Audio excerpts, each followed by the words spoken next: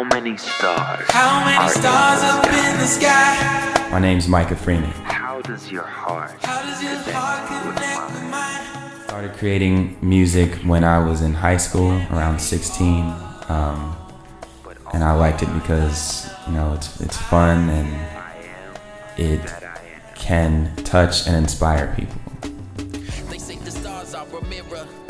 I want people to have fun with me and kind of absorb whatever deeper meaning might be hidden in the music.